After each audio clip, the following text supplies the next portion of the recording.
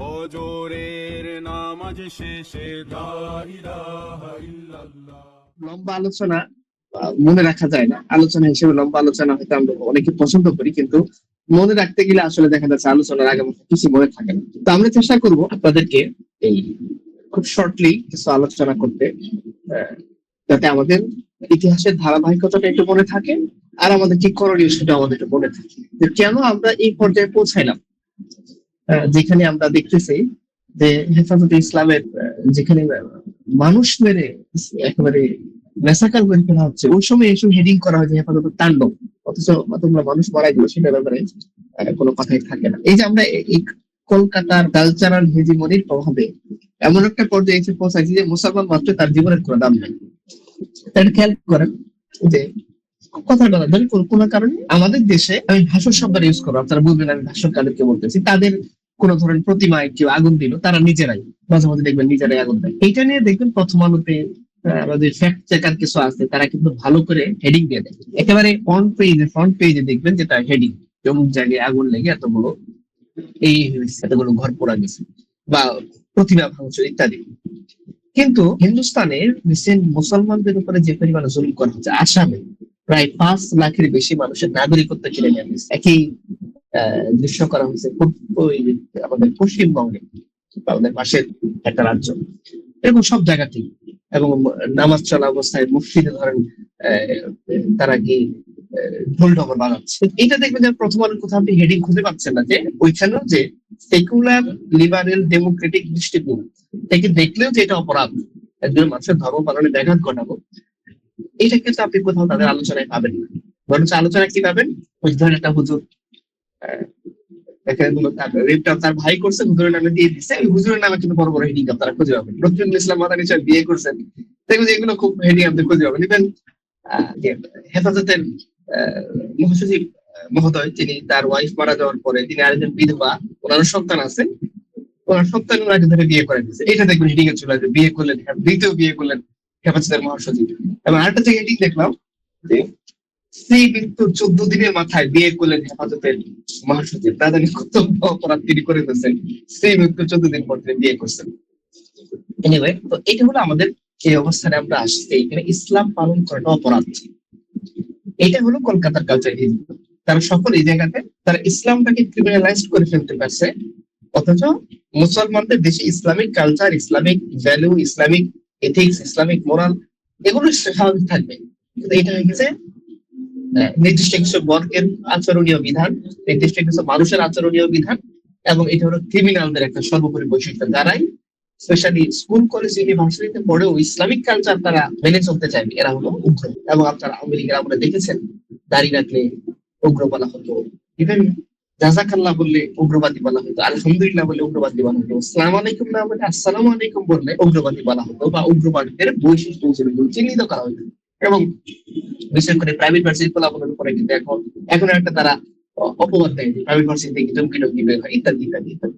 আচ্ছা, এইভাবে আপনাদের আমাদের ভূখণ্ডে যেখানে মুসলিম মেজরিটি, তারপরও আমাদের আমাদের উইলের কোনো দাম নেই। অথচ ডেমোক্রেসি মূল কথা হলো পিপলস উইল, যেটা আপনারা রুশোর সোশ্যাল কন্ট্রাক্টের ভিতরে পাবেন, জেনুইন উইলের কথা বলছেন। হ্যাঁ, তো এই রুশোর সোশ্যাল কন্ট্রাক্টের ভিতরে, এবং আপনারা যারা লক সম্পর্কে বলছেন, হবসের সমসাময়িক ছিলেন জন লক, তিনিও এই পিপলস উইলের কথা বলছেন। এটার কিন্তু কোনো দাম আমরা এখনো পাচ্ছি না, যদি আমাদের উইলের মধ্যে ইসলাম আছে, তাহলে এটাকে গোড়ায় ধরে না। এবং আপনারা ইয়ের সময় তত্ত্বাবধায়ক সরকারের আমলে দেখছেন যে একটা এরিয়া হইলো ডেটা জরিপ, কত পার্সেন্ট মানুষ সরিয়া যায়, 80% মানুষ সরিয়ার পক্ষে ভর্তিছে, তারা সরিয়া যায়। কিন্তু এই উইলের কোনো দাম আমাদের সোসাইটিতে নাই, because we are the criminals. That's why আমাদের কোনো দাম নেই। এই অবস্থানে আমরা কিভাবে আসলাম? মুসলমান হওয়ার সত্ত্বেও মুসলমান কালচার পালন করা অপরাধ কেন হলো আমাদের সোসাইটিতে? এটা চিন্তা করেন তো আপনারা, যে আমরা তো মুসলমান, মুসলমান হওয়ার সত্ত্বেও ইসলামিক কালচার পালন করা কেন অন্যায়ের কারণ হবে? একটা ছেলে জেনারেলি পড়ে, ডাক্তারি পড়ে, সে কি মুসলমান না? মুসলমান, তাহলে সে দাড়ি কেন রাখবে না? আর দাড়ি রাখলে তাকে কেন বাঁকা চোখে দেখবে? একজন মুসলমান, সে কি গান বাজনা থেকে দূরে থাকবে? তাহলে ধরেন কেউ যদি কি ভেঙে ফেলে, তার গিটার ভেঙে ভেঙে ফেলে, তাহলে তাকে কেন ক্রিমিনাল বলা হবে? রিসেন্ট আপনারা দেখছেন যে ওয়াশরুমটা ছিল ইয়ের দিকে, পশ্চিম দিকে, কয়েকজন গিয়ে সেটা ভেঙে দিছে, ওয়াশরুম নিয়ে তবদি জনতা তাণ্ডব। অথচ কেন তাণ্ডবটা, এটা কিন্তু তার বললো না যে পশ্চিম দিকে কিনা প্রস্তাব করা, এটা তো মুসলমানরা সহ্য করতে পারে না, এই জন্য তারা ভেঙে দিচ্ছে। কারণ বানানোর সবাই কেন খেয়াল রাখতে হবে যেটা পশ্চিম দিকে, এবং এই সময় এটা প্রথম আলো অফিসে ছিল, আপনারা খুব মনে থাকবে আওয়ামী লীগের আমলে প্রথম আলোর অফিসে কিন্তু পশ্চিম দিকে ওয়াশরুম ছিল, পরবর্তীতে এটা তারা ভেঙে আবার অন্য দিকে ঘুরাইছে। তো এইটা হলো বিষয় যে আপনি হিন্দুস্তানে জাস্ট গরু বহন করার অপরাধে রাস্তায় পিটিয়ে মানুষ মারা হয়, প্রথম আলোতে কোনো হেডিং আসে না বা মিডিয়াতে কোনো হেডিং আসে না। পশ্চিম দিকে থাকার কারণে ওয়াশরুমের স্ল্যাবটা ভেঙে ফেলা হয়েছে, এটা মিডিং এতে একেবারে ফ্রন্ট পেজে চলে আসছে।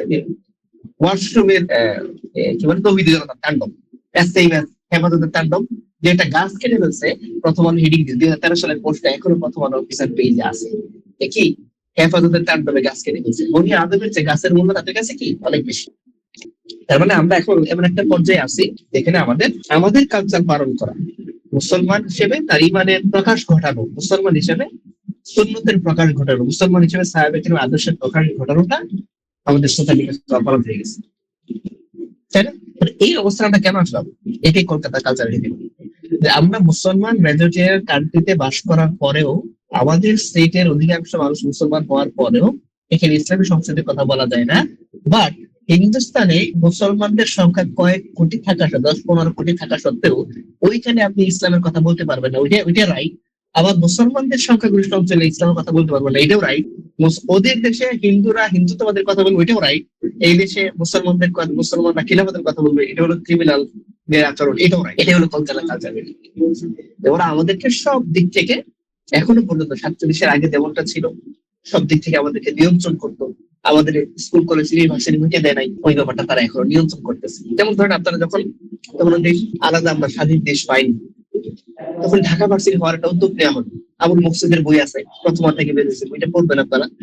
ওখানে সে লিখছে, এবং আরেকটা বই আছে রমেশ চন্দ্র সেন জীবনের স্মৃতি দিল, কলকাতার মানুষজন এখানে বিরোধিতা করতেছে। হ্যাঁ, আচ্ছা, তো কলকাতার তারা খুব বিরোধিতা করতেছে, ঢাকা ইউনিভার্সিটি দেওয়া যাবে না। কেন দেওয়া যাবে না? তাহলে ওই যে কলকাতা ইউনিভার্সিটিতে একটা হেজিমনি আছে, সে গোটা বাংলাতে চালায়, সেটা বন্ধ হয়ে যাবে। পূর্ববঙ্গে একটা আলাদা ইউনিভার্সিটি পাবে, তার স্বতন্ত্র রূপ পাবে, এটা তারা বিরোধিতা করা শুরু করবে। এবং রমেশচন্দ্র সেন তার জীবনের বইটার মধ্যে লিখছে যে আমার গুরু সেটি ছিলেন কে, আশুতোষ মুখার্জি, কলকাতা ইউনিভার্সিটির তিনি ভাইস চ্যান্সেলর ছিলেন। তো তিনি বলতেছেন যে না, এটা বুঝতে দেওয়া যাবে না।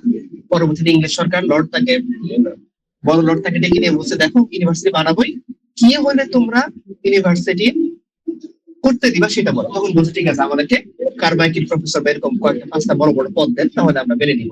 তো তারপরে তারা মানছে, কিন্তু তারপরেও তাদের দাবি ছিল ঢাকা ইউনিভার্সিটির যে ক্ষমতা, সেটা ঢাকা ইউনিভার্সিটি 10 মাইলের বেশি হওয়া যাবে না। তখন কিন্তু ইন্টারমিডিয়েট পরীক্ষা, এসএসসি পরীক্ষাগুলো কলকাতা ইউনিভার্সিটি দিতে হতো। এই যে কলকাতা ইউনিভার্সিটির হেজিমনি, গোটা বাংলা থেকে গিয়ে কলকাতা ইউনিভার্সিটিতে পরীক্ষা দেওয়া হবে, এইটা যাতে কর্তৃত্ব বজায় থাকে, যেন বলছে ঢাকা ইউনিভার্সিটির ক্ষমতা, ঢাকা ইউনিভার্সিটি 10 মাইলের বেশি বাইরে হওয়া যাবে। ফলে কি হয়েছে, ঢাকা ইউনিভার্সিটি হয়েছে শেষ, কিন্তু এটা থামানোর জন্য, এটা কর্তৃত্ব থামানোর জন্য কিন্তু ওই বাবুরা তারা এরপরও চেষ্টা করছে। আমি ঢাকা ইউনিভার্সিটি বাজেট যাতে কম দেওয়া হয়, এই জন্য তারা ইংরেজির কাছে চেষ্টা তৈরি করছে। কেন?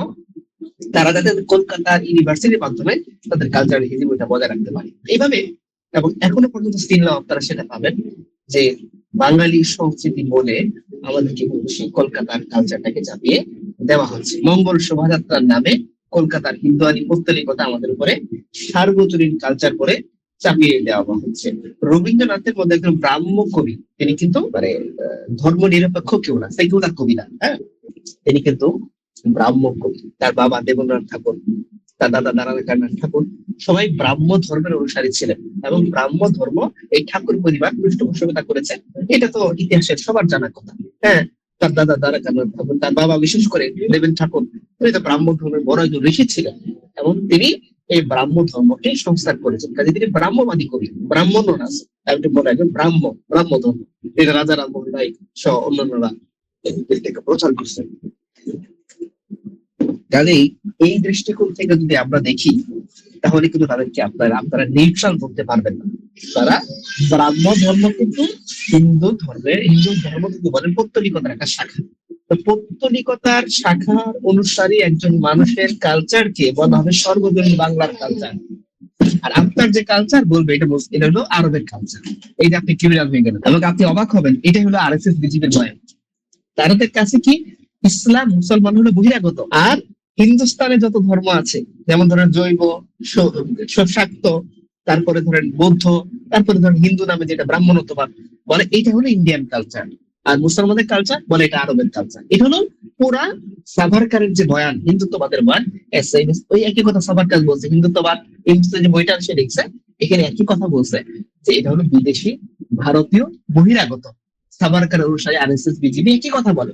তো আপনি যখন ব্রাহ্ম ধর্মের একজন কবির কালচারকে, পৌত্তলিক কালচারকে বাংলার উপর চাপিয়ে, মুসলমানদের উপর চাপিয়ে সর্বজনীন বানানোর চেষ্টা করতেছেন, তার গানকে বন্দনা করতে বাধ্য করতেছেন, তার আদর্শিত, যেমন ধরেন তার ইউনিভার্সিটি যেটা আছে বোলপুরে, বিশ্বভারতী, সেটার কালচার, সেটার আচরণীয় বিধিমালা আপনি আমাদেরকে অনুসরণ করতে বাধ্য করছেন। তার মানে আপনি আলটিমেট স্টিল নাও কলকাতার কালচারাল হেজিমনির ভিতরে আপনি আছেন, বের হইতে পারেননি। আপনি প্রথম আলোর যে বয়ান দেখেন বাঙালিয়ার নামে, এটা কলকাতার বয়ান। আপনি ডেইলি স্টারের যে বয়ান দেখেন বাঙালিয়ানার নামে, এটা কলকাতার বয়ান। আপনি ছায়ানটের মাধ্যমে যে বয়ান দেখেন, সেটা কলকাতার বয়ান। আপনি উদিসের মাধ্যমে যে বয়ান দেখেন, সেটা কলকাতার বয়ান। এবং যে কালচারাল প্রোগ্রাম গুলো আপনি দেখেন বাঙালিয়ানার নামে, এটা কলকাতার বয়ান। কিভাবে? এখন আমি কয়েকটা উদাহরণ আপনাদেরকে দিই, এবং আপনারা যদি কেউ পড়তে চান তাহলে আমি আপনাদেরকে অনুরোধ করবো, জয়া চ্যাটার্জির বই আছে the nation and its fragrance, চমৎকার বই, আপনারা এটা পড়তে পারেন। এই বইটাতে তিনি সুন্দর আলোচনা করেছেন, প্রিন্সটন ইউনিভার্সিটি থেকে বের হয়েছে বইটা। আরেকটা বই আছে, এটা হলো সসের পিএইচডি, ইউনিভার্সিটি অফ লন্ডনের, কলোনিয়ালিজম এন্ড কালচারাল আইডেন্টিটি। এখানে তিনি সুন্দরভাবে আলোচনা করছেন। আরো যদি পড়তে চান তাহলে হলো যে মধ্যবিত্ত বিকাশ সংস্কৃতির রূপান্তর, আব্দুল মদুদের বই আছে, এটা পড়তে পারেন। এরকম আরো অনেক বই আছে, বিনয় ঘোষের বই আছে, বাংলার নবজাগরণ, বাংলার নবজাগৃতি আরেকটা বই আছে, এরকম সুশীল চৌধুরীর নানা বইপত্র আছে। আপনারা যদি চান এগুলো পড়তে পারেন। তবে প্রথম যে তিনটা বইয়ের নাম বললাম, এগুলোতে আপনারা এই বিষয় যদি আলোচনা পাবেন যে যখন বাংলাতে মুসলমানদের পতন হলো, মুসলমানদের পতন হলো কিসের মাধ্যমে? প্রথমে বাংলাতে মুসলমানদের পতন হলো সেই ঐতিহাসিক পলাশির যুদ্ধে, ইংরেজদের একদিকে ধূর্ততামি, অন্যদিকে বাঙালির সিলেক্টিভ কিছু মানুষের গাদ্দারি, এটার কারণে আমরা পিছিয়ে পড়লাম। এবং আমাদের যে চিরচরিত একটা সভ্যতা ছিল, মসলিন ছিল, গ্র্যান্ড ট্রাঙ্ক রোড ছিল, আমাদের ইউনিভার্সিটি, জামিয়া, মাদ্রাসা, শিক্ষা ব্যবস্থা একটা এমন পরিবর্তন আমরা করেছিলাম, যেটা এমরুদ্দিন তার social and culture history of Bengal বইটা আমাদের বলছেন। তো ওইখান থেকে আমরা একেবারে পিছিয়ে পড়তে শুরু করলাম। এবং যখন আপনি দেখলেন যে আপনার রাজ্য কেউ কেড়ে নিয়েছে, সেটা আপনার অবভিয়াসলি আপনার শত্রু হবে, তাই না? ইংরেজরা যখন আপনার রাজ্য কেড়ে নিয়েছে, ইংরেজরা কি আপনার শত্রু, আপনি যে আপনার শত্রুকে সহযোগিতা করবেন না, এবং আপনার স্বাধীনতা কিভাবে পুনরুদ্ধার করা যায় এই জন্য আপনি ব্যস্ত থাকবেন। মুসলমান এই কাজে ব্যস্ত ছিল। এই কাজে ব্যস্ত থাকার ফলে ইংরেজদের যে রাজ্য পরিচালনার শক্তি দরকার পড়ছিল, তার বিউরোক্রেসিতে, তার শিক্ষা বিভাগে, তার পুলিশ, পেয়াদা, এগুলো যে মানুষের দরকার পড়ছিল, এই জায়গাগুলো কারা পূরণ করতে লাগলো? ওই ভাষণরা। তার আগে এই জায়গাগুলো দখল করে ইংরেজদেরকে সর্বাত্মক সহযোগিতা করতে লাগলো। আর মুসলমানরা ইংরেজদের কাছ থেকে রাজ্য হারা হয়ে রাজ্যকে উদ্ধার করার জন্য সর্বাত্মক যুদ্ধ, সশস্ত্র যুদ্ধ, অসশস্ত্র যুদ্ধ, বুদ্ধিভিত্তিক সংগ্রাম, নানাভাবে তারা চেষ্টা করলো। ফলে ইংরেজদের অনুকম্পা তারা পেল না, ইংরেজদের অনুকম্পা পেল ওই ভাষণরা, যেটা ডব্লিউ হান্টার দ্য ইন্ডিয়ান মুসলমান বইয়ের একেবারে শুরুতেই স্পষ্ট করে বলছেন যে আমাদের অনুকম্পা থেকে মুসলমানরা বঞ্চিত হওয়ার কারণগুলা কি, এটার রিপোর্ট হিসেবে সরকারকে দিয়েছে, যার বইটার অর্ধেক পার্টি হলো এই বিষয়টা আর কি কেন্দ্র করে। অবশ্য ওইখানে স্পষ্ট বলছে যে মুসলমানরা আমাদের প্রতি বৈরী ভাবা সম্পন্ন, আর আমাদের প্রতি বন্ধু ভাবাপন্ন হচ্ছে সিভিলাইজ, শিক্ষিত ভাষণরা। তো এর মাধ্যমে তারা বড় বড় পদগুলো দখল করলো এবং ইংরেজদের নানা জুলুমের মধ্যে তারা সহযোগিতা করতে লাগলো। স্পেশালি কারা? ব্রাহ্মণ্যত্ববাদী শিক্ষিত এই ভদ্রলোকেরা, বাবুরা, ভদ্রলোক, বাবু ইত্যাদি নামে তাদের পরিসংখ্যান ডাকা হতো। এই বাবু, ভদ্রলোক, ভাষণরা তারা এই কাজগুলো করতে লাগলো। এবং ইংরেজরা এক এক করে তারা তাদের প্রধান শত্রু হিসেবে চিহ্নিত করলো কাদেরকে? মুসলমানদেরকে। কারণ এরা হলো লড়াই করে, এরা স্বাধীনতা চায়, এরা আমাদেরকে এই ইন্ডিয়া থেকে, হিন্দুস্তান থেকে বিতাড়িত করতে চায়, এরা আমাদের উপরে হামলা করে, এরা গিয়ে দেখা যাচ্ছে জিহাদের ঘোষণা দেয়, এরা গিয়ে বলে ইংরেজদের অধীনে গিয়ে দারুল হারব হয়ে গেছে, এটাকে দারুল ইসলাম বানাইতে হবে। ফলে ইংরেজরা আলটিমেট প্রধান শত্রু হিসেবে চিহ্নিত করলো মুসলমানদেরকে। এখন তাদেরকে বলে তাদেরকে থামাও, তাদের ক্ষমতা আরো খর্ব করে দাও, তাদের ধর্মকে আরো সংকুচিত করে ফেলো, তাদের ইসলামকে টুটি চেপে ধরো, তাদের কালচারকে ক্রিমিনালাইজ করে ফেলো। ফলে তারা আলটিমেট দুর্বল হয়ে পড়বে। ইংরেজরা এইভাবে মুসলমানদেরকে শত্রু হিসেবে চিহ্নিত করে তারা পদক্ষেপ নিল। নাম্বার ওয়ান, কি পদক্ষেপ? আমরা 1757 আমরা আমাদের রাজ্য ক্ষমতা হারাই ফেললাম। 1793 এসে তারা চিরস্থায়ী বন্দোবস্ত চালু করলো, সূর্যাস্ত আইন চালু করলো। মানে কি হলো, এই সূর্য অস্ত যাওয়ার আগেই তাদের নির্ধারিত ট্যাক্স না দিতে পারার কারণে বহু মুসলমান জমিদার এক এক করে তার রাজ্য খুইয়ে ফেলল। তারপরে তারা কি করলো, লাখ হারাস ওয়াকফ সম্পত্তি মুসলমানদের যত ছিল, যেগুলোর উপরে ভিত্তি করে মুসলমানদের শিক্ষা প্রতিষ্ঠানগুলো চলতো, 1793 থেকে 1840 সালের মধ্যে সমস্ত লাখ হারাস সম্পত্তি ওয়াকফ স্টেট, যেগুলো মুসলমানদের ধরেন জ্ঞানী লোকদের অধীনে ছিল, মুসলমানদের প্রভাবশালীদের অধীনে ছিল, এগুলো তারা সিজ করে নিল। 1837 তারা কি করলো, ফরাসিকে হটিয়ে ইংরেজিকে রাষ্ট্রভাষা ঘোষণা করবে। ফলে কি হলো, মুসলমানরা একদিকে রাজ্য হারান 1757, অপরদিকে চিরস্থায়ী বন্দোবস্তের মাধ্যমে সম্পত্তি হারান 1793, অপরদিকে 1793 পর থেকে কন্টিনিউয়াস প্রসেসের মাধ্যমে তারা তাদের যত সম্পত্তি যেগুলোর উপরে তারা প্রভাব বিস্তার করে, যেগুলো দেশ সোসাইটিতে, সেগুলো কেড়ে নেওয়া হলো, ওয়াকফ এস্টেট গুলো দখল করে ফেলা হলো, স্কুল কলেজ মাদ্রাসা বন্ধ হয়ে গেল, এবং শেষ ধাক্কাটা মুসলমানরা বড় থেকে গেল। তাদের রাষ্ট্রভাষা যেটা ছিল 1837 এসে, সেই রাষ্ট্রভাষাকে হটিয়ে ইংরেজরা তাদের ইংরেজিকে রাষ্ট্রভাষা ঘোষণা করলো। ফলে সরকারি চাকরিতে যারাও ছিল তারা পিছিয়ে পড়লো। এরপরে 1766 সালের পর থেকে ইংরেজরা কোর্ট কাছারি, সারিয়া কোর্ট বন্ধ করে দিল, এবং ওইখানে মুসলমানদের নিয়োগ বাদ দিয়ে ইংরেজরা নিজেরাই ইসলামিক লকে, ইসলামিক শরিয়াকে ফতোয়া আলমগীরের মতো কিতাবকে আরবিতে অনুবাদ করে তারা কি করলো, তারা ওই কোর্ট কাছারিতে নিজেরাই বিচারক হিসেবে বসে গেল। এবং 1797 সালের পর থেকে সমস্ত কোর্ট থেকে লর্ড কর্নওয়ালিস যিনি ছিলেন তিনি কাজী থেকে অবসান করলেন যে কাজীরা, মুসলমান কাজীরা আর মুসলমানদের বিচার করতে পারবে না, মুসলমানদের বিচার ইংরেজরাই করবে, কারণ তারা রাষ্ট্রের ভাষা মানে ইংরেজি, আদালতের ভাষা মানে ইংরেজি, এবং ওইটা তো মুসলমানরা জানে না, কারণ তাদেরকে জানার সুযোগই দেওয়া হয়। এবং ইতিমধ্যে তারা আইনগুলোকে ট্রান্সলেট করে মুসলমানদের আইনগুলোকে ইংরেজিতে রূপান্তর করেছে, বলছে এখন তোমাদের লাগবে, এখন আমরা শাসন করবো। 1790 কি করলেন, লর্ড কর্নওয়ালিস ফৌজদারি যত কোর্ট ছিল, ফৌজদারি ওইখান থেকে মুসলমানদের কাজী যা বিচারক ছিল তাদেরকে অবসর করে ইংরেজরা বিচারপতি হলেন। ফৌজদারি আইনের মধ্যে মুসলমানরা পিছিয়ে পড়ে। দেওয়ানি আদালতের মধ্যে কিছুটা রাখা হলো, এরপরে দেওয়ানি আদালত থেকেও মুসলমানদেরকে সরিয়ে দেওয়া হলো। 1844 সালে গিয়ে ইংরেজদের বললো সরকারি চাকরি মানে ইংরেজি, এর বাইরে সরকারি চাকরি পাওয়া যাবে না। যেমন আপনি বিদেশ যেতে চান IELTS লাগবে, ওরকম সরকারি চাকরি মানে কি ইংরেজি।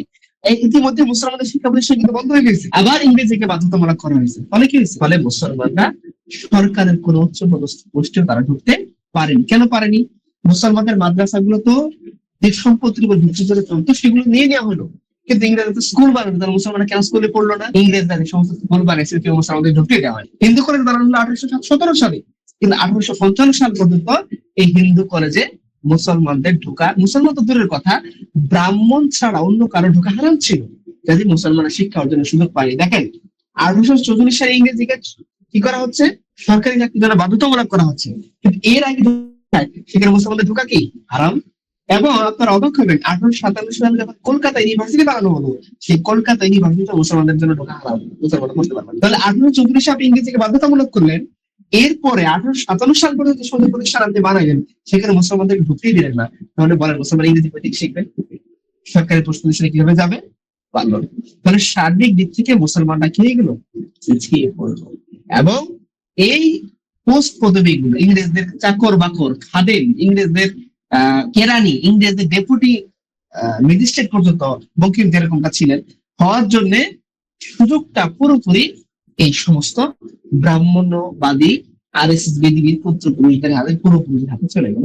ফলে মুসলমানরা এই পাটাতন থেকে, বাংলার নবগের একদিনের মধ্যে সুষম সরকার, বাংলার রেসার্চ এবং বিনয় ঘোষ যেরকমটা লিখেছেন, যে ওই পাটাতন থেকে মুসলমানরা তখন নাই হয়ে গেল ইতিহাসের প্রেক্ষাপট থেকে, যখন ইংরেজদের নতুন একটা প্যারাডাইম শিফট করতেছে, আইডিওলজিক্যাল শিফট হচ্ছে, ওই সময় গিয়ে মুসলমানরা ওই শিফটিং পয়েন্টের সেন্টার পয়েন্ট থেকে একেবারে না হয়ে গেল, গোটাটাই দখল করে নিল ইংরেজ এবং ব্রাহ্মণ্যবাদী হিন্দুরা। এখন বলে ওই প্যারাডাইমের সময় যেমনটা এনলাইটমেন্ট হচ্ছিল ইউরোপে, আমাদের যদি বাংলাদেশটা এরকম একটা সেকুলার এনলাইটমেন্টের কথা ধরেন, যেটা হচ্ছিল, সেটার নেতৃত্বে মুসলমানরা নাই, সেটার পাঠাতে মুসলমানরা নাই, সেটার ইতিহাসের মধ্যে মুসলমানরা নাই, ওখানে মুসলমানদের কোনো অবস্থায় নাই। ফলে এই বাংলা অঞ্চলটা যে নতুন দিকে ইংরেজের নেতৃত্বে যাত্রা শুরু করলো, সেই যাত্রায় অবশ্যই ইসলামিক কালচার বলে কিছু থাকবে না, রাইট? কারণ ইসলাম তো অলরেডি নাই এখানে, মুসলমান তো অলরেডি নাই এখানে। তাহলে কালচারের মধ্যে মুসলমানরা কিভাবে প্রাধান্য পাবে? যেখানে নতুন করে কালচার লেখা হচ্ছে, যেখানে নতুন করে ইতিহাস লেখা হচ্ছে, যেখানে নতুন করে কি বলা যায় সামাজিক নৈতিকতার ব্যাপারগুলো ঠিক করা হচ্ছে, সেখানে নতুন করে দেশপ্রেম ইত্যাদি আইডিওলজি গুলো ফ্রেঞ্চ যে রেভলিউশন ওইখান থেকে ধার করে এনে ঢোকানো হচ্ছে। ফলে মুসলমানরা এখানে নাই, তাদের বয়ান যে নতুন করে নির্মিত হচ্ছে সেই বয়ানে মুসলমানরা নাই। মুসলমানদের বয়ান নির্মাণ করতেছে ইংরেজরা, আর সেটা লিখে দিচ্ছে হিন্দুরা। মুসলমানরা নিজের বয়ান নির্মাণ করতে পারতেছে না, অপরদিকে বাংলার যে বয়ান নির্মিত হইতেছে মুসলমানরা সেখানে অংশ নিতে পারতেছে। ফলে এইভাবে গোটা একটা হিন্দু সাম্প্রদায়িকতার মাধ্যমে বা ব্রাহ্মণত্ববাদী সাম্প্রদায়িকতার মাধ্যমে বাংলার কালচারের যে প্যারাডাইম শিফট হচ্ছিল, ওখানে মুসলমান বাদ দিয়ে শুধু ব্রাহ্মণত্ববাদী কালচার প্রাধান্য পেতে লাগলো। ফলে কি হলো, হিন্দু মেলা, যেটা ওই যে ইন্দিরা চৌধুরী সেনগুপ্ত তার কলোনিয়ালিজম আর কালচারাল রিবন্টিতে লিখছেন যে হিন্দু মেলাই হয়ে গেল বাঙালি সংস্কৃতির মানে প্রচার প্রসারক। নামটা হলো হিন্দু মেলা, এবং তারা নাম দিল কি হিন্দু মেলা হলো বাঙালির জাতীয় মেলা। বলেন এখন কি অবস্থা হবে? হিন্দু মেলা যদি বাঙালির জাতীয় মেলা হয়, সেই মেলাতে হিন্দুত্ববাদের যদি চর্চা হয়, তাহলে এই কালচারটা হিন্দুত্ববাদ বাঙালি কালচার হয়ে যাবে। যেটা আপনি বলছেন বাংলার ন্যাশনাল একটা মিলন মেলা, বাংলার ন্যাশনাল মিলন মেলার নাম দিয়ে আদতে লিডিং পজিশনে সব হিন্দুরা, কালচার সব হিন্দুত্ববাদী চর্চাগুলো হচ্ছে। তাহলে বাংলার যে বয়ান নির্মিত হবে সেটা অবশ্যই হিন্দুত্ববাদী বয়ান হবে, কালচার যে ধারা সেটা হিন্দুত্ববাদী কালচার হবে। ফলে এই ধারা থেকে যারাই বের হয়ে আসলেন, আপনি বঙ্কিমচন্দ্রের কথা বলেন, তিনি কি মুসলমানদেরকে নিয়ে চিন্তা করছেন? মুসলমানদের বাইরে চিন্তা করছেন? বাইরে চিন্তা করছেন। বঙ্কিমচন্দ্র চ্যাটার্জি মুসলমানদেরকে শত্রু বানিয়ে চিন্তা করছেন। রবীন্দ্রনাথ ঠাকুর মুসলমানদের বাইরে গিয়ে, শরৎচন্দ্র চট্টোপাধ্যায় মুসলমানদের বাইরে গিয়ে চিন্তা করছেন। আরো যতগুলো এই রেনেসাঁসের সময়, বাংলার যে সকল রেনেসাঁস, এটার সময় যারাই ছিলেন তারাই যখন চিন্তা করতে যান, স্বভাবত তাদের চিন্তার মধ্যে হিন্দুইজমটা প্রবল হয়। কেন? কারণ তারা তো ধর্মের দিক থেকে কেউ মুসলমান না। যারা বাংলার বয়ান তৈরি করতেছেন, কালচারের বয়ান, তারা কেউ মুসলমান না। তারা সবাই কি, কেউ হিন্দু, কেউ ব্রাহ্মণ, কেউ ধরেন যে কি বলা যায় ব্রাহ্ম ধর্মের অনুসারী, বেদান্ত ধর্মের অনুসারী, কেউ ধরেন বৌদ্ধ ধর্মের প্রভাব, জৈন ধর্মের প্রভাব কারোর মধ্যে প্রভাব। ফলে কেউই মুসলমান না। ফলে মুসলমান না হলে মেটাফিজিক্স গুলা তো বই থেকে আসবে। মুসলমান না হলে কালচারের সেন্টার পয়েন্ট কোনটা হবে?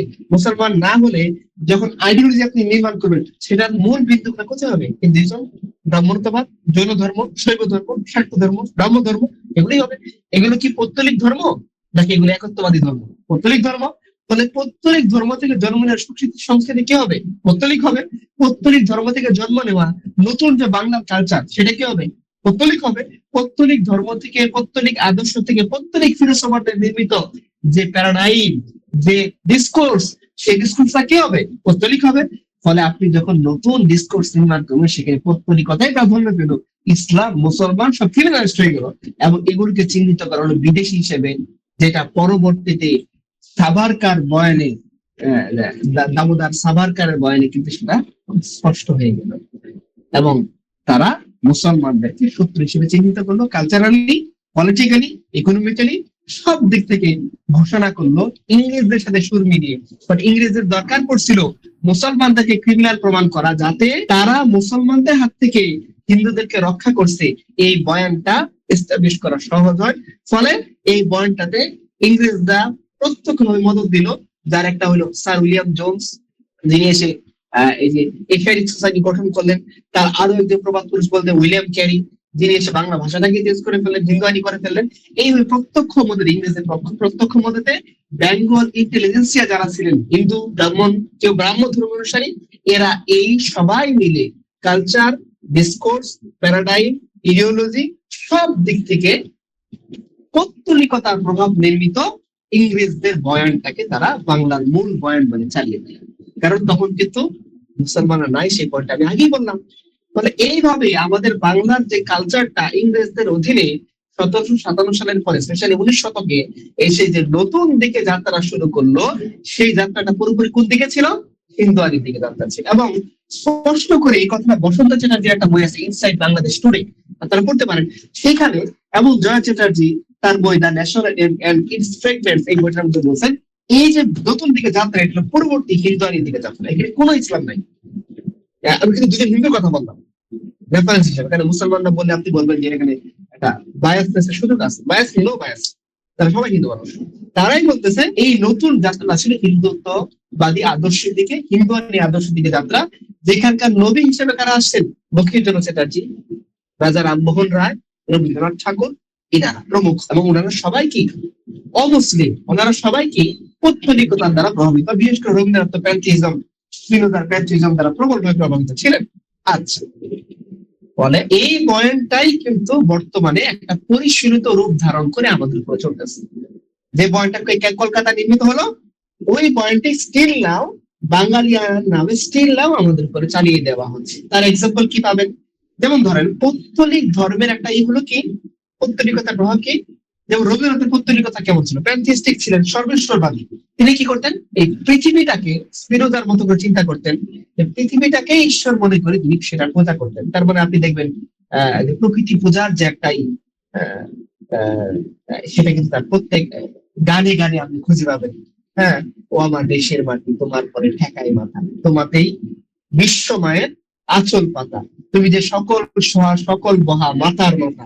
এই যে প্রকৃতিটাকে পূজা করা, হ্যাঁ, ভূমিটাকে কল্পনা করে পূজা করা, এবং আপনি সেটা বঙ্কিমের মধ্যে খুঁজে পাবেন, বন্দে মাতারম সুতরাং সুফলাম শস্য শ্যামলাম। এই যে বন্দে মাতারম, আমি মাতার বন্দনা করি, এটা সব কিন্তু ফ্রেঞ্চ যে রেভলিউশন সেখান থেকে না, ফ্রেঞ্চ রেভলিউশনের পরও এই কাজগুলো তারা করে দেশকে ফাদারল্যান্ড কল্পনা করে পূজা করা হয়েছে। অপরদিকে আমাদের দেশে দেশকে মাদারল্যান্ড কল্পনা করে পূজা করা হয়েছে, কারণ এই পৌত্তলিক ধর্মের বাংলাদেশি বাঙালি ভার্সনে মূল প্রমিনেন্ট দেবতা ছিলেন নারীরা, ফলে দেশকে মাদারল্যান্ড কল্পনা করে এটা পূজা শুরু হয়েছে। এবং আপনারা জানেন দুর্গার 10টা রূপ আছে, দুর্গার কি আছে, 10টা রূপ আছে। এটাকে বলা হয় কি, দশ মহাবিদ্যা। এটাকে কি বলে, এটা মনে রাখেন, এটা কিন্তু আমাদের কাজে লাগবে। কেন কাজে লাগবে? দশ মহাবিদ্যা, দশ মহাবিদ্যা বলতে কি, দুর্গা 10টা লোক কি, কালী, তারা, ষোড়শী, ভুবনেশ্বরী, ভৈরবী, ছিন্নমস্তা, ধূমাবতী, বগলা, মাতঙ্গী, কমলাত্মিকা। এই যে রূপগুলো, এগুলো হলো দুর্গার 10টা রূপ। আপনি যখন দেখবেন এই ভুবনেশ্বরী মা, রবীন্দ্রনাথ বলতেছেন দেশকে, তখন কিন্তু আলটিমেটলি দুর্গার একটা রূপকে কল্পনা করতেছে। হ্যাঁ, যখন ভৈরবী বলা হচ্ছে, তখন ষোড়শী বলা হচ্ছে, ছিন্নমস্তা বলে, এবং আপনারা এটা ভূতের মুখোপাধ্যায়ের লেখা যেগুলো পাবেন যে তিনি বাংলাকে কল্পনা করতেছেন কি হিসাবে, ছিন্নমস্তা, যে তার ইংরেজের অধীনে তার অবস্থা দুর্বল। এইভাবে দেশটাকে, এটা হলো তান্ত্রিক ধর্মের, শোকসাক্ত ধর্মের, যে শিবকে কেন্দ্র করে যে মহাদেব, এটাকে কেন্দ্র করে, নারী শক্তিকে কেন্দ্র করে, পৌত্তলিকতাকে কেন্দ্র করে যে নতুন বয়ান, সেই বয়ানটা এখনো পর্যন্ত আপনার উপর চাপাই দেওয়া হচ্ছে যে দেশ হলো আপনার পূজনীয়, দেশকে কল্পনা করতে হবে মা রূপে। এটা তো পুরোপুরি এই সময় পৌত্তলিকা নির্মাণ করা একটা কাহিনী। এটা কিন্তু আপনার ন্যাশনাল কনসেপ্টের ভিতরে এটা ঢুকাই দেওয়া হয়েছে, আপনি সেটা দ্বারা প্রভাবিত। এখন দেখেন, আপনি ফুল দিয়ে আসেন কোথায়, খাম্বার কাছে, এটা কোথেকে আসছে, ওই পৌত্তলিক ধর্ম থেকে আসছে। আপনি পয়লা বৈশাখে গান গেয়ে অগ্নিস্থানে সূচি হোক ধরা, এই কথা বলে আপনি নতুন বর্ষকে বরণ করে নিচ্ছেন। অগ্নিস্থানে সূচি হোক ধরা, এই কথা পুরোপুরি পৌত্তলিকদের ডায়লগ, পৌত্তলিকদের ভাষা, তাই না? কেন পৌত্তলিকরা অগ্নির পূজা করে, তো অগ্নিস্থানে সূচি হোক ধরা, কেন অগ্নিস্থানে হইতে হয়, অন্য কিছু হইতে পারলো না কেন? আমি যদি জমজম দিয়ে সূচি হোক ধরা বলবে তুই বেটা সাম্প্রদায়িক, কিন্তু আপনি অগ্নিস্থানে সূচি হোক ধরা বলেন, আপনি হয়ে যান পরম বাঙালি। কেন? বাঙালি কালচারটাই হল সেলফ পৌত্তলিক কালচার, যেটা জয় চ্যাটার্জি এবং বসন্ত চ্যাটার্জি তারা এই কথাগুলো আলোচনায় এনেছেন, এবং তারা স্পষ্ট করে এই কথা আলোচনা করেছেন, এবং বধ ইন্দিরা চৌধুরী সেনগুপ্ত তিনি নিজে এই কথাগুলো আলোচনা করেছেন, এবং পাশাপাশি আব্দুল মওদুদ তিনি নিজেও এই কথাগুলো লিখেছেন, আলোচনা করেছেন। তো এইভাবে আপনি স্টিল নাও আপনি কালচার হিসেবে যা দেখেন ক্যালকেশিয়ান, ওই যে বেঙ্গল সোকল্ড রেনেসান্স, ওই আমলের নির্মিত ন্যাশনাল কনসাস, ওই আমলের নির্মিত ডিসকোর্স, ওই আমলের নির্মিত কালচার, সেটাই বেঙ্গলি কালচার। 1000 বছরের কালচার নামে চাপিয়ে দেওয়া হচ্ছে কি 1960-এর দশকে বানানো মঙ্গল সুয়ারাত সকল। 1000 বছরের কালচার ধরে চাপিয়ে দেওয়া হচ্ছে কি হুতুম কাচার মূর্তি দিয়ে মেট্রো এর মধ্যে ধাক্কা খাওয়া। এটা হলো 1000 বছরের সংস্কৃতি বানানো হচ্ছে, অথচ এগুলোর সাথে 1000 বছরের কোনো তুলনা নেই। আমরা যদি বলি, একটু বোঝানোর জন্য বলি, 1000 বছরের যদি সত্যিকার অর্থে মঙ্গল শোভাযাত্রা হয়, সেটা হলো কি দল বেঁধে ঈদগাহের দিকে যাওয়া। 1000 বছর ধরে চলতেছে মুসলমানদের, ঈদগাহের দিকে তারা কল্যাণের জন্য যাচ্ছে। আমি এটা মঙ্গল শোভাযাত্রা বলছি না, যদি বলা যেত এটাকে বলা লাগতো, কিন্তু কেন বলা হচ্ছে এটাকে খালি পায়ে ফুল নিয়ে একটা বেদের দিকে এগিয়ে যাওয়া, এটা পুরোপুরি পৌত্তলিক সংস্কৃতি। দাগ কাটা একটাই আছে দেখবেন, খালি পায়ে শেষদারিতে এই দিন তারা যায়। এবং এই যে ভূমিকে সম্মান দেখিয়ে খালি পায়ে নেমে যাওয়া, রবীন্দ্রনাথ এটা করছেন কখন? বঙ্গভঙ্গের সময়, যখন বাংলা আলাদা প্রদেশ বানানো হলো, তিনি খালি পায়ে নেমে পড়লেন এটার বিরোধিতা করতে গিয়ে। এগুলো চৌধুরী কালচার, ওইখান থেকে এই বিষয়গুলো আমাদের উপর আসছে, এবং এইটাকে বাংলা ন্যাশনাল কালচার বলে এখন কিন্তু চাপিয়ে দেওয়া হচ্ছে। আপনি কিছু বলতে পারবেন না, বললে বলবে আপনি শয়তান। ওই যে বয়ান, ইসলামের বয়ান মানে কি? বিদেশি। ইসলাম মানে আরব, ইসলাম মানে হলো বহিরাগত, আর হিন্দু কালচার মানে হলো ইন্টারনাল বাঙালি কালচার। এই বয়ান কিন্তু আপনি গিলে দিচ্ছেন। এই বয়ান কিন্তু আমাদের একাডেমিতে এখনো আছে, এই বয়ান আমাদের জাতীয়তাবাদীদের কাছে এখনো আছে, এই বয়ান আমাদের প্রথম আলোতে, এই বয়ান আমাদের ডেলি স্টারে কিন্তু এখনো আছে। ফলে আপনি যখন মিউজিকের ইনস্ট্রুমেন্ট ভেঙে ফেলছেন, আপনি হয়ে গেছেন খারাপ। আপনি যখন মিউজিক বাজাচ্ছেন, আপনি হচ্ছেন ভালো। কিন্তু মিউজিক বাজানো এটা কাদের সংস্কৃতি? পুরো পরিবর্তন কালচার। ঢাকঢোল পেটানো, ঢাকঢোল পেটালে আপনি ভালো, ঢাকঢোল ভেঙে ফেললে আপনি খারাপ। এটা কাদের কালচার? পত্রিকার কালচার। পত্রিকার ঢাকঢোল ছাড়া ওদের কোনো অনুষ্ঠান হইতে পারে না। শুধু কি নাই, বিয়েতে ঢাকঢোল বাজাতে হবে, পূজাতে ঢাকঢোল বাজাতে হবে, যে কোনো কিছু উদযাপন ঢাকঢোল বাজাতে হবে। তো ওদের উদযাপন এটাই আপনাকে ন্যাশনাল চাপাই দেওয়া হয়েছে, বলছে এটি হলো আপনার কি। আপনি জাতীয় সঙ্গীতের সময় দাঁড়াবেন, পুরোপুরি কাদের কালচার? পত্রিকার কালচার। সেলিব্রেট করা, ওইখানে তারা বলতেছে কি, হ্যাঁ জনগণ মন অধিনায়ক জয়, দাঁড়ায় যাচ্ছে এখানে গান গিয়ে আপনি দাঁড়ায় যাচ্ছে। এইটা হলো আমাদের দুর্ভাগ্য। এবং যারা খুব বেশি সেকুলারিজম চর্চা করেন, নজরুলকে তারা মিনিমাচার করতে পারতেন, নজরুল সেকুলার ছিলেন তাদের পরিভাষায়, কিন্তু নজরুলের গানকেও তারা সিলেক্ট করে নাই। কারণ কি, এই নজরুল আসলে ওইভাবে যান, নজরুল সেকুলার হওয়ার পরেও বাঙালিয়ানের সাথে ওইভাবে যান না। এই জন্য আমাদের এসে নজরুলের চর্চা খুবই কম। সেকুলার হওয়ার পর তিনি ভাত পাচ্ছে না সেকুলারদের এখানে। কারণ কি? কারণ উনি জাতীয় কবি। কোন দেশ আছে জাতীয় কবির লেখা গান বাদ দিয়ে একজন বহিরাগত কবির গানকে জাতীয় সঙ্গীত বানিয়েছে? যে দুর্ভোগার কি হইতে পারে এই জাতির জন্য? আমি বলছি না গান ভালো, বাট সেগুলো পার্সোনালিটি কিন্তু এটা ঠিক হয়নি কাজটা। আচ্ছা, তার মানে আমরা এখনো সেই কালচারাল হেজিমনির ভিতরে আছি, আমরা এখনো সেই পৌত্তলিক ট্রেডিশনের ভিতরে আছি। এবং কি নামে? এখন সেটা বাংলা বাঙালি কালচারের নামে আছে, যেটা সর্বত্র আপনাকে সেলিব্রেট করতে হবে। কি করতে হবে? সেলিব্রেট করতে হবে, না হলে আপনি খারাপ হয়ে যাবেন, ক্রিমিনাল হয়ে যাবেন। কাজে এটা হলো কলকাতা সেই কালচারাল হেজিমনি, যেটা ইংরেজদের অধীনে থেকে আমাদেরকে নির্মাণ করা হয়েছে। এখন আমাদের করণীয় কি? আমরা কি করবো? বুঝলাম, ঠিক আছে, আমরা এখনো কালচার হেজিমনির মধ্যে আসছি, তার মানে এখন আমরা কি করবো? এখন কি বলবো যে 21 শহরের পবিত্র দিনে আমরাও ফুল দিয়ে আসি? কি করবেন এখন? বিপদ না? দেখা যাচ্ছে আমাদের ইসলাম মন্দিরে ফুল দিয়ে আসতেছে এবং বলতেছে 21 শহরের মতো মহান পবিত্র দিনে কি করবো? এখন এরকম একটা কম্প্রোমাইজেশনে আপনি যাবেন না, আপনি কি করবেন? আপনার সংখ্যাটা বজায় রাখবেন। দেখেন হিন্দুস্তানের দিকে তাকান, তাহলে আপনি উত্তর পাবেন। হিন্দুস্তানের মুসলমানদের অনেকেই নাম কাওয়াস্তে মুসলমান, তারা পূজা করেন অনেকেই, দেখা যাচ্ছে মাদার পূজা তো করেনি অনেকেই। আবার দেখে যে তো যায় ফিরহাদ হাকিম নামে একজন ভদ্রলোক আছে, কলকাতার মেয়র ছিল, পূজা করতেছে, পূজার সামনে গিয়ে মাথা দেখাচ্ছে, আবার ঈদের নামাজে যাচ্ছে। মুসলমানের দলের লোক সে কি বাঁচতে পারবে? হিন্দুরা তাকে বাঁচতে দিবে? জাস্ট গুরুর গুস্ত তুতুরের কথা এমনি পিটিয়ে মেরে ফেলা হচ্ছে, এমনি বুলডোজার দিয়ে, এমনি আসামি নাগরিকত্ব কেড়ে নেওয়া হচ্ছে। আপনি কম্প্রোমাইজ করলে কেউ বাঁচতে পারবেন? কম্প্রোমাইজেশন আপনাকে বাঁচায়, কম্প্রোমাইজেশন সেই কাপড় বাঁচছে। আপনার কাজ কি? ইসলামের দিকে আসে। আপনার কাজ কি?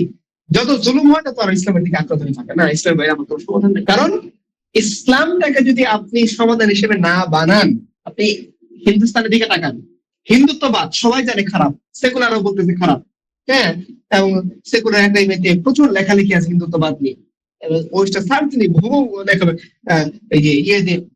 গেরুয়া ঝড়, অসংখ্য লেখালেখি আছে, কিন্তু সেকুলারিজম এটা থামাইতে পারতেছে না। বিজেপি কংগ্রেস কম, সেকুলার না, কিন্তু কংগ্রেস বিজেপিকে থামাইতে পারলো না। বিজেপি ইন্ডিয়ার প্রায় 72% এলাকা দখল করে ফেলছে, বাকিটুকু দখল করে তাদের বেগ পাইতে হবে না। হয়তো খুব দ্রুতই তারা আজ থেকে 10-15 বছর পরে দেখবেন যে পুরো হিন্দুস্তান তারা দখল করে ফেলছে। মমতা ব্যানার্জি আপনার যে কম সেকুলার না, কম বাঙালি না, কিন্তু কম এত বড় বাঙালি হওয়ার পরেও সেই ঝড় কিন্তু গেরুয়া ঝড় থামাইতে পারবে, তাকে হার মানতে হইলো। এবং শোচনীয় পড়া হয়েছে, বিজেপি 200+ আসন পাইছে, সঙ্গে একক সংখ্যাগরিষ্ঠতা পাবে পুরো পশ্চিমবঙ্গের সবগুলো সিদ্ধান্ত। আপনি হিন্দুস্তানের দিকে তাকালে আপনি শিক্ষা পাবেন যে আপনি যদি আরো কম্প্রোমাইজেশনের ভিতরে যান, এই কালচারের সাথে, এই প্যারাডাইমের সাথে, এই ডিসকোর্সের সাথে, আপনি আরো হারাই যাবেন। আপনাকে কেউ বাঁচাতে পারবে। কারণ এই যে কালচার, এটা হেজিমনি, সে আপনাকে ডোমিনেট করবে ম্যাক্স ওয়েবারের মতো। সে আপনাকে ডোমিনেট করে আপনার সক্রিয়তা মুছে দিয়ে আপনার ভিতরে তাকে নিয়ে সে আপনার মতো করে তার মতো করে আপনাকে বানাইতে চাবে, আপনার মতো আপনাকে বিকশিত সুযোগ দিবে না। আপনি যদি আপনার মতো বিকশিত হতে চান, এই প্যারাডাইমের বাইরে গিয়ে, এই ফ্রেমওয়ার্কের বাইরে গিয়ে, এই ওয়ার্ল্ড ভিউর বাইরে গিয়ে আপনাকে কল্পনা করতে হবে নতুন করে কিভাবে এজ এ মুসলিম আলোকে আপনার কি করা দরকার। সেকুলার হয়ে আপনি যত বড়ই সেকুলার হন, আপনি লিবারেল ডেমোক্রেট, আপনি স্যাফরন ওয়েভ কে থামাইতে পারবেন না, আপনি এই গেরুয়া ঝড়কে আপনি থামাইতে পারবেন না। ঘেরা জনকে একমাত্র ইসলাম থামাইতে পারবে যারা এর আগে তাদেরকে থামিয়ে তাদের থেকে জিজিয়া নিয়েছিল। ইসলাম থামাইতে পারছিল একমাত্র ইসলাম, অনলি ইসলাম। তাদের কাছ থেকে সর্বমান আরঙ্গজেব জিজিয়া নিয়েছিল, তাই না? এই জন্য আরঙ্গজেবকে তারা দেখতে পারেন না, তাই না? এই জন্য আপনাকে কালচারালি, পলিটিক্যালি, সব দিক থেকে কঠোর ভাবে ইসলামকে আঁকড়ে ধরে থাকতে হবে। আপনি যখন ইসলাম থেকে ছুটে এই বাঙালিয়ানা নামের এই পৌত্তলিক কালচারের দিকে আসবেন, আপনি ইনডিরেক্ট ডিরেক্ট ওই ক্যালকেশিয়ার কালচারাল হেজিমনের ভিতরে সাবস্ক্রাইব করে ফেললেন নিজের অজান্তেই, বুঝে বুঝতে পারবেন। সেটা আমাদের আপনার প্রতি হাম্বল রিকোয়েস্ট থাকবে এই আমাদের শর্ট আলোচনার ভিতরে, যে আপনারা দয়া করে কেউ সংস্কৃতিবান হওয়ার নামে, জাতে ওঠার নামে, সমাজে একটু বাহবা পাওয়ার নামে, একটু রিজার্ভেশন, একটা সিট পাওয়ার নামে দয়া করে কেউ এই পৌত্তলিক কালচারের ভিতরে নিজেকে সাবস্ক্রাইব করতে যাবেন না। ইসলামের ভিতরে আপনি থাকেন, সাবস্ক্রাইব করলে আপনি ওয়ান কাইন্ড অফ বিজেপির এজেন্টটাই বাস্তবায়ন। বিজেপি চান দেখি আপনি ডিরেক্ট বা ইনডিরেক্ট হিন্দুত্ববাদের গোলাম হয়ে থাকেন। সেকুলারিজম তারা পছন্দ করে, তারা বলতেছে আমরা হিন্দুত্ববাদ। আমি দিলীপ ঘোষকে স্পষ্ট বলি, আমরা হিন্দুত্ববাদী বিশ্বাস। সাভারকারের বা হিন্দু আলাদা, হিন্দু ধর্ম এটা তারা পালন করে। হিন্দুত্ববাদ স্পেশাল একটা দৃষ্টিকোণ। সেই ভুটান হিন্দুস্তানকে দখল করে ফেলতেছে। হিন্দুস্তান বলতে কি বাংলাদেশ সহ, পাকিস্তান সহ, এই যে ধরেন নেপাল, ভুটান সব তাদের অধীনে থাকে। অখণ্ড রাম রাজত্ব বানাবে। এইটা আপনি যদি ইসলামিক কালচার অনুসরণ না করে ক্যালকুলেশন কালচার অনুসরণ করেন, দেন আপনি ইনডিরেক্ট এই বয়ানের অংশীদার হবেন, আপনি বাঁচতে পারবেন। সেকুলার হলেও বাঁচতে পারবেন না। এই বয়ানটা সেকুলারিজমকে পছন্দ করে না। এবং রিসেন্ট আপনি কংগ্রেসের দিকে তাকায় দেখবেন, তারা সেকুলারিজমের বয়ান দিয়েও গেরুয়া ঝড় থামাইতে পারে নাই, এবং আসামে থামাইতে পারে নাই, মুসলমানের সংখ্যা অনেক ছিল। পশ্চিমবঙ্গে থামাইতে পারে নাই, মুসলমানের সংখ্যা অনেক ছিল। কোথাও থামাইতে পারে, তামিলনাড়ু, নাগাল্যান্ড, মণিপুর, কোথাও। মহারাষ্ট্র পারে নাই। কেজরিওয়াল অনেক বড় সেকুলারিজম নিয়ে আসছিল, দিল্লি তার দখলে ছিল, রাখতে পারছে? নো, সেফরন ওই যে দিল্লি হারাই। তো আপনি পারবেন না, যত চিন্তাই করেন। সেফরনকে থামাইতে হলে আপনাকে অবশ্যই ইসলামিক ওয়েতে নিয়ে আসতে। আল্লাহ আমাদের সবাইকে কথাগুলিকে বোঝার এবং আমাদের তৌফিক দান করুন। জি, আমরা সর্বোচ্চ 2টা বা 3টা প্রশ্ন নিব ইনশাআল্লাহ। জি, মডারেটর কি আছেন? প্রশ্ন নিতে পারেন। ভাই যে 3টা বইয়ের নাম বলেছিলেন, নামগুলো একটু উল্লেখ করলে ভাই একটু বেটার হতে হবে। হ্যাঁ, 3টা বই হলো, আমি আবার বলতেছি, আপনারা নোট করে রাখতে পারেন, লিখে নিতে পারেন। The nation and its fragments, the nation and its fragments, লিখছেন জর্জ পার্থ চ্যাটার্জি, প্রিন্সটাউনের বই। আরেকটা বই হলো colonialism and cultural identity, colonialism and cultural identity, Indira Chaudhuri Sengupta. এটা হলো ইউনিভার্সিটি অফ লন্ডন থেকে প্রকাশিত বই। আরেকটা বইয়ের নাম কি বললাম? মধ্যবিত্তের বিকাশ ও সংস্কৃতির রূপান্তর, আব্দুল মজিদের লেখা বই। এটা মাওলা ব্রাদার্স বই। আর অনেকগুলো প্রকাশনের ছাত্র, ইসলামী ফাউন্ডেশন একজন ছাত্র, মাওলা ব্রাদার্স থেকে এখন ছাত্র। আসসালামু আলাইকুম ওয়া রাহমাতুল্লাহি ওয়া বারাকাতুহু। উস্তাদ, হিন্দুত্ববাদীদের এই আগ্রাসন মোকাবেলায় এখানে কি আমাদের রাষ্ট্রের সামরিক ব্যবস্থাপনার উন্নয়ন পাশাপাশি দিনী মেহনত বাড়ানো কি প্রয়োজন কিনা, একটু যদি এই বিষয়ে বক্তব্য রাখতেন। না, আমি তো লাস্টে এই কথা বললাম, ইসলামী সমাধান। তো দিনী মেহনত ছাড়া ইসলামী সমাধান আসবে না। অবশ্যই দিনী মেহনত করতে হবে। এবং রাষ্ট্রকে প্রশ্ন দেখেন, এই জামানায় আপনি সামরিক শক্তির সাথে কেউ আপনাকে বলবেন না, এটি দুনিয়ার বাস্তবতা। কাজে আমাদের উচিত সামরিক ভাবে হিন্দুত্ববাদ মোকাবেলা করতে অনেক সক্ষম হয়। এবং আমাদের পলিটিশিয়ানদের উচিত কি ইসলাম পন্থীদের কথাকে গুরুত্ব দেওয়া। কারণ দেখেন, একটা যদি বোঝেন বিষয়টা, প্রত্যেকেই চায় এই এই বয়ানের হিস্সা হইতে বিজেপি, আরএসএস, সেকুলার বাঙালিয়ান, তাদের জন্য সুবিধা। ইসলাম পন্থীরা কি চায়? এই দেশের স্বাধীনতা বজায় রাখুক, এটা তারা চায়। ইসলাম পন্থীরা এই দেশের স্বাধীনতার বিরোধীরা, তারা বিশ্বাস করে মুসলমানদের জমিন পরাধীন হওয়া যাবে না। তো যারা পলিসি মেকার আছেন তাদের উচিত মুসলমানদের কথাগুলো শোনা, মুসলমানদেরকে ক্রিমিনাল না মনে করে। মুসলমানরা এই জমিদের অফাদার বান্দা, এই জমিনের সাথে তারা গাদ্দারি করেন, এই জমিনকে বিক্রি করে দিতে চায় না তারা। এই জন্য দেখবেন হাসিনার সময় মোদি যখন আসছিল, মুসলমানরা প্রতিবাদ করছে। মারা গেছে কার? আপনি যে একটা বামপন্থী দেখেন মারা গেছে, একটা পাবেন না। আপনি যারা কালচারাল বয়ান করেন এদের একটাকে মোদি বিরোধী আন্দোলন সামনে পাবেন না। মুসলমানরা মাদ্রাসা মারা গেছে। সেই পলিটিশিয়ানদের এই বিষয়টা মাথায় রাখতে হবে যে মুসলমানরা এই জমির অফাদার, গাদ্দার না, বিশ্বস্ত সহযোগী।